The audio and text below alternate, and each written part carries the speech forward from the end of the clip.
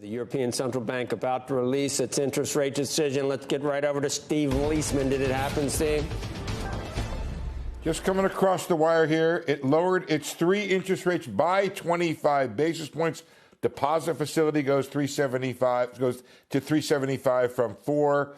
The marginal lending facility goes from 4 to 4.5, and the main refinancing rate should go to 4.25 from 4.5. So we'll leave that right there, Joe. The question becomes whether or not this is a hawkish cut.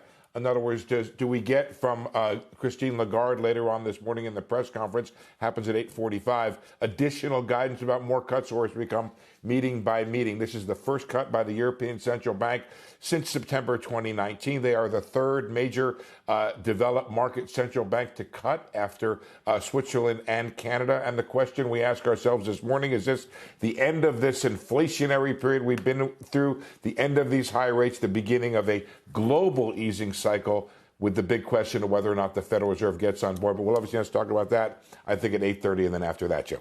Hey, probably worth pointing out very quickly, if you look at the euro again, the immediate reaction, at least, was one that was no change, basically. This was such a widely telegraphed cut that no surprise on that. As Steve mentioned, you'll be listening to the context from Christine Lagarde later. I'm looking at additional commentary here that they will keep rates sufficiently restrictive for as long as needed. A central bank that wants to do a lot of rate cuts may not be saying that kind of information there. Yeah. Now, what people are going to be looking... Speaking out of both sides of the mouth, though, basically, Steve, right? We're doing it, but, we're still ready. Want the euro to fall. Yeah, we're still ready to, if anything happens, it makes us think that we're doing the wrong thing, we're ready to act. But I think you're right, Steve. It is a watershed kind of a moment that could be a harbinger of cuts everywhere, including here. Once a major region does that, I mean, Bitcoin's almost 72,000. You're seeing sort of some reaction to things like this. This is the first time since the creation of the euro. I can't believe 5 years. First. Yeah, 5 years already. Yeah, 5 years already.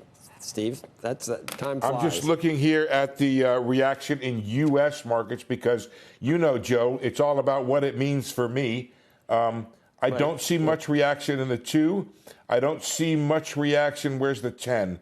431, a basis point. And then I'm just going to check the DXY and the euro here.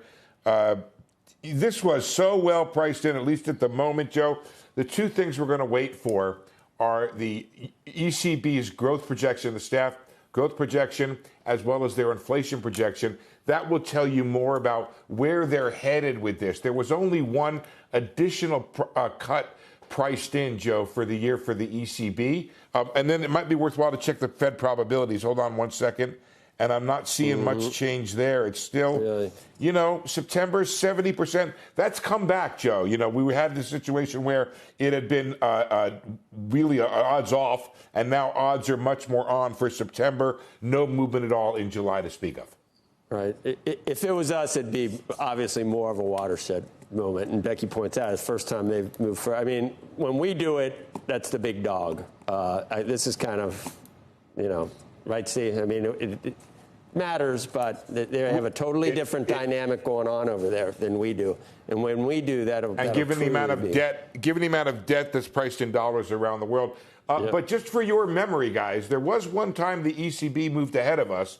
That was in 2011 when they raised rates in what is maybe one of the worst monetary policy decisions that were made. Jean-Claude Trichet decided he was going to raise interest rates to stimulate the economy. He ended up backtracking off of that, but that was sometime they moved independently.